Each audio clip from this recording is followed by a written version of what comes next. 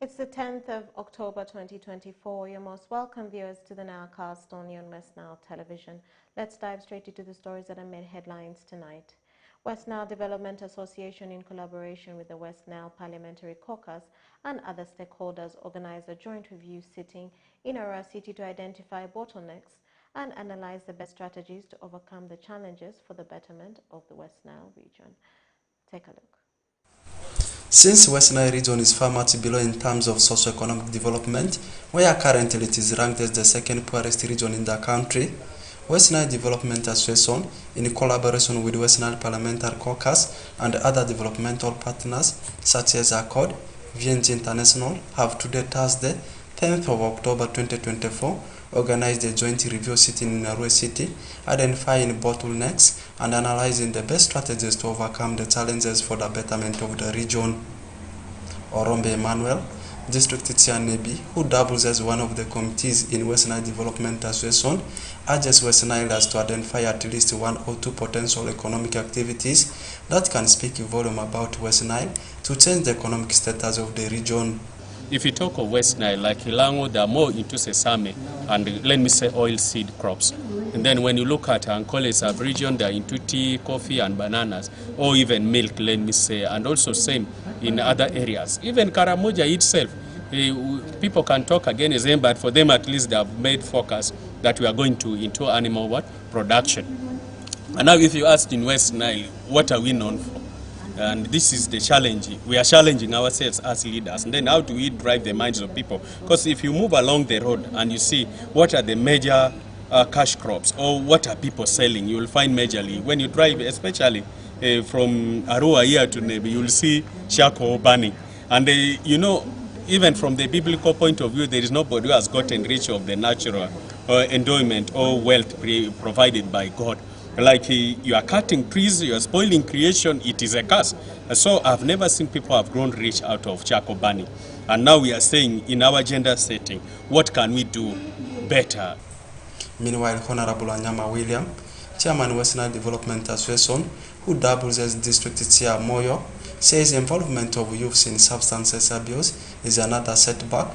Therefore, encourages West Nilers to work with collective effort, since West Nile is strategically located with much opportunities. The youthful and productive age is going to waste, and by involving themselves in a drug and substance abuse, nearly every small training center in West Nile has a Marungi. Even in the COVID time, when the buses were stopped, Marungi was able to travel. We have a lot of potentials. We are strategically located to two international borders, if not the three: Democratic Republic of Congo, Republic of South Sudan, Central African Republic. Again, with our opportunities in the domestic market. If we work together meaningfully, with full commitment, I think we shall see this region a better region.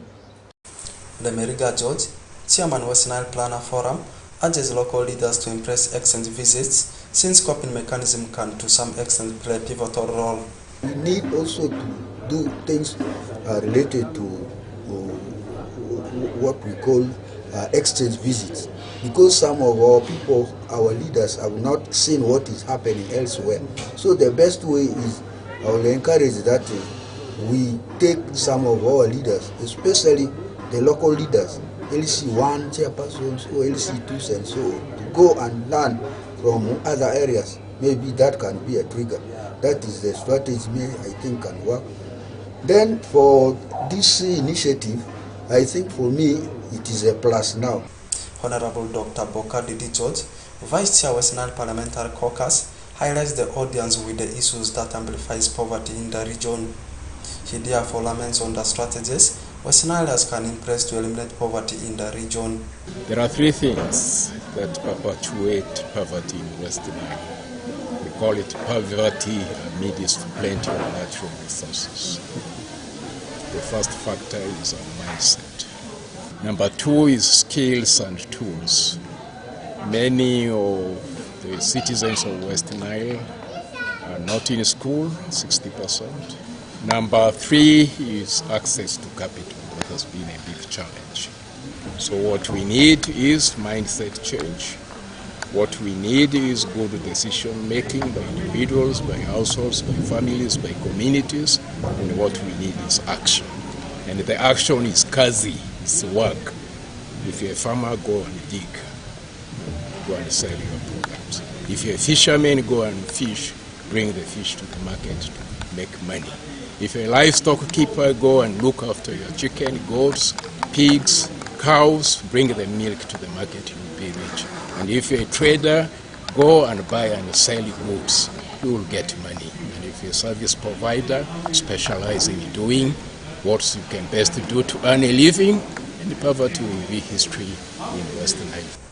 West Nile Development Association focuses on promoting sustainable development and peaceful coexistence through empowerment of development actors. Meanwhile, the Parliamentary Caucus considers and adapts common business on any parliamentary business. Oraku Benson Pastore, West Nile Television Nilecast.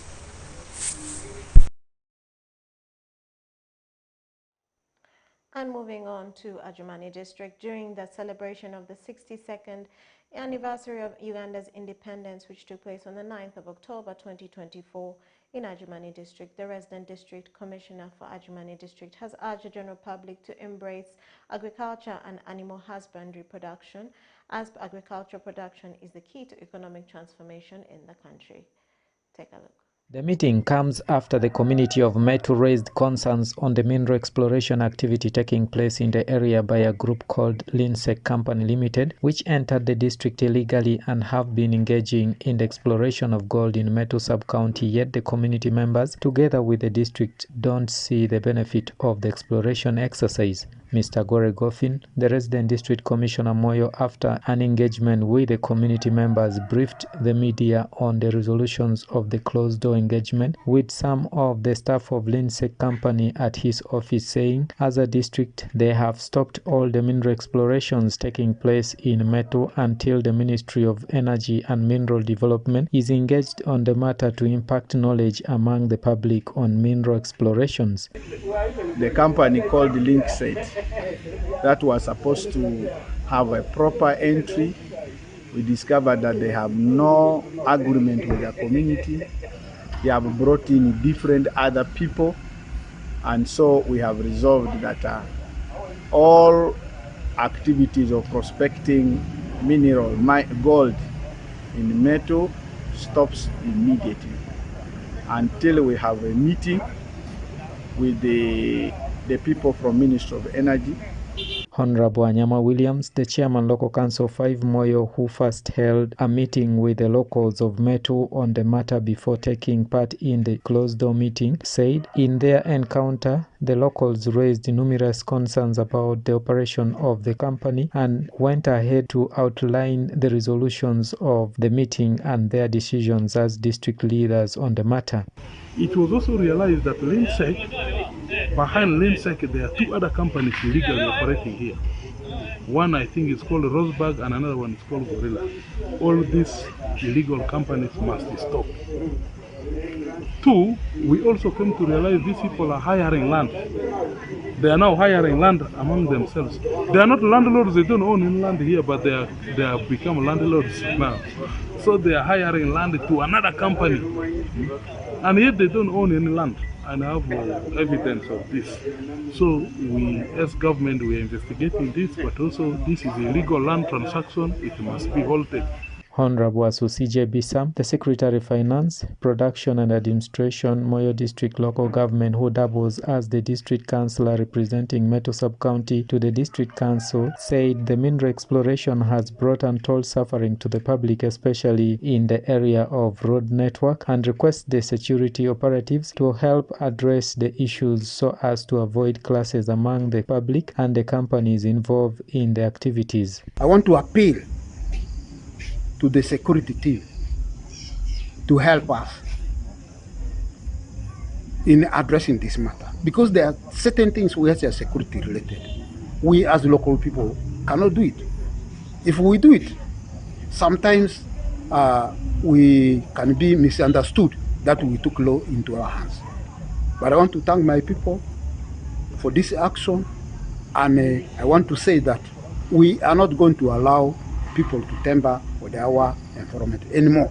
After the meeting, the district leadership, together with the community members, gathered all the staff of the company who were found on ground at Metu Sub-County headquarters for safety reasons, and the staff were told to coordinate with their leaders to transport them back to their homes as the district awaits to engage the ministry officials on the matter. Dominic Anthony Okumu, West Nile TV, Nile Cast. I apologize for the technical difficulties. The story that just ran was about the no more mineral exploration in Mwetu sub-county until the community is sensitized on the benefits of exploration exercise. Moving on with our stories this evening, during the 62nd anniversary for Uganda's independence, which took place on the 9th of October 2024 in Adjumani district, the resident district commissioner of Adjumani district has appealed to the public to embrace agriculture and animal husbandry production. Monzema Alan reports. As Uganda stands in economic ways of living, agricultural production is the key to the people of Uganda. Addressing the people of Adjumani district during the 62nd anniversary day of Uganda independence yesterday, 9th October 2024 in Adjumani, Taban Data Peter, the resident district commissioner of Adjumani, called upon his people to embrace in agriculture and animal husbandry production so that they can eliminate poverty in the district. Let us try as much as possible. When we talk of animal husbandry, let us move into keeping animals. And goats are, by the goats, keeping goats is the easiest. Because a goat produces twice in a year. And a goat produces twins or triplets. Now if you have 3 goats and they produce twice in a year, how many goats will you have? What is the problem? Why don't we have these things in place? What about the chicken? We are still eating from very far. What about the onions? We are still waiting from Bale. What about the tomatoes? We are getting from elsewhere. What about the iris? These things can grow here. So it is my plea to all of us. Honorable Lawrence Mangapi, the chairman local council 3 of Adjumani Town Council, however, said it is their responsibility as people of Adjumani to take it positive to see that agriculture is embraced in the district. He adds that the economy of this country rely on agriculture and animal production. As we speak now, this country's economy is a liberal economy, meaning any player is accepted to come and sell or buy from the red market.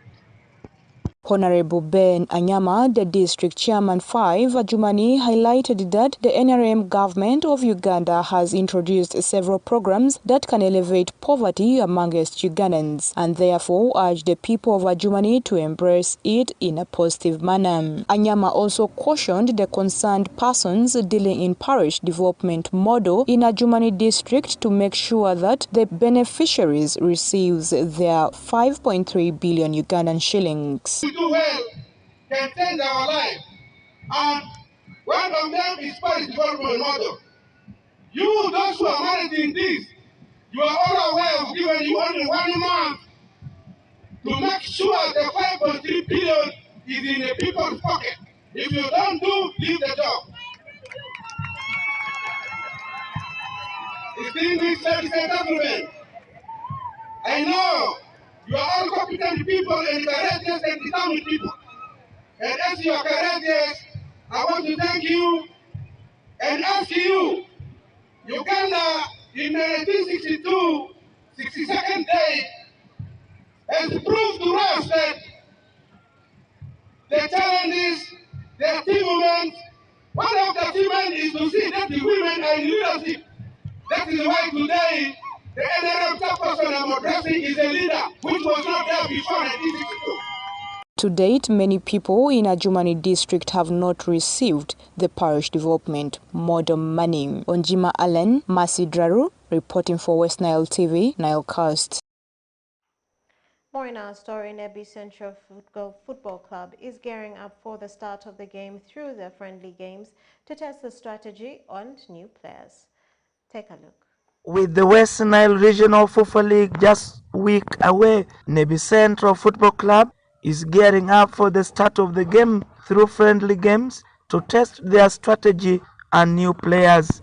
During a friendly game between Nebi Central FC and Pakwach Super Eagle at Low Grounds on 9th October this year, Richard Uiroth, team manager Nebi Central Football Club, said their preparations for the regional league is at 95% as they have won all the friendly games. According to Uiroth, they are focused on executing their game plans as the club takes on local rivals seeking a winning start of the regional league 2024-2025. The team is good. It has been tested through the pre-season, and as you have seen, we have not lost any single game, both on the home soil and on away. So we have won several games, and that shows the strength of the team that we have. So we are well prepared to begin the season with a lot of vigor, with a lot of energy and strength. Our first game will be at home on the 20th. Come the other Sunday, we shall be opening up with Ovisoni, the new entrant to the league, and we are very hopeful that this season is going to be a very, very interesting season for Nebi Central and the people who have football in Nebi. Meanwhile, Douglas Beroshan, the public relations officer, Pakwach Super Eagle FC, conceded the defeat, saying most of their players were not present in the game. So currently we brought our boys here to play Nebi so that to boost up their morale when the season is starting. That's why he came to honor this fixture. Beroshan added that despite being relegated from the regional league last season, Pakwach Super Eagle FC hopes for the best in the 4th Division League. Though currently we are still waiting from the official communication of the region. They said we are relegated, but for us we want to know how we are relegated, because there was some occasion that happened between Paida United and their city. So on our side, we got that Paida United won the petition.